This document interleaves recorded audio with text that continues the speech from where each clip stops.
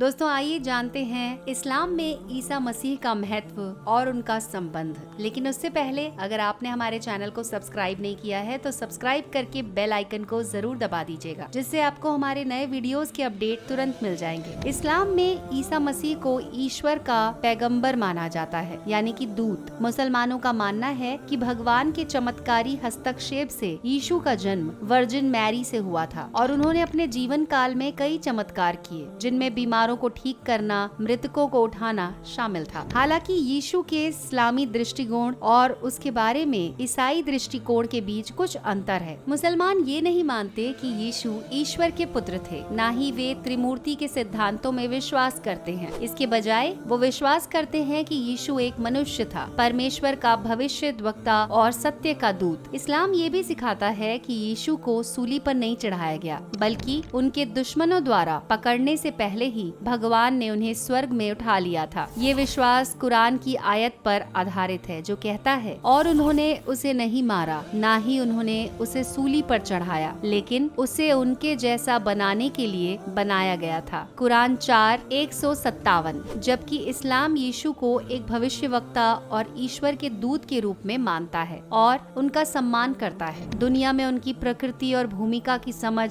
ईसाई धर्म से अलग है। मुसलमानों का ये भी मानना है कि यीशु समय के अंत में एंटी क्रिस्ट को हराने के लिए वापस आ जाएगा, पृथ्वी पर शांति और न्याय को स्थापित करेगा और सभी दुखों और उत्पीड़न का अंत करेगा। इस घटना को इस्लामी परंपरा में यीशु के दूसरे आगमन या यीशु के वंश के रूप में जाना जाता है। इस्लाम में यीशु आदम, नूह, अब्राहम, मूसा और मोहम्मद सहित कई अन्य भविष्यवक्ताओं और दूतों से भी जुड़ा हुआ है। मुसलमानों का मानना है कि इन सभी पैगंबरों को भगवान ने सत्य और धार्मिकता की ओर मानवता का मार्गदर्शन करने के लिए भेजा था और उनके संदेश, स्वरूप और विवरण में कुछ अंतरों के बावजूद अनिवार्य रूप से सब कुछ समान था। कुल मिलाकर यीशु का इस्लामी दृष्टिकोण उनके भविष्यवक्ता, उनके चमत्कारी जन्म, प्रेम, करुणा और दया की उनकी शिक्षा और पृथ्वी पर शांति और न्याय स्थापित करने के लिए अंतिम वापसी पर जोर देता है। एक ऐसा विचार जो उनकी दिव्यता या मानवता के पापों के लिए एक बलिदान के रूप में उनकी भूमिका के बजाय उनकी आध्यात्मिक और नैतिक शिक्षाओं पर जोर देता है। अगर आपने हमारे चैनल को सब्सक्राइब नहीं किया है तो सब्सक्राइब करके बेल आइकन को जरूर दबा दीजिएगा, जिससे आपको हमारे नए वीडियोस के अपडेट तुरंत मिल जाएंगे।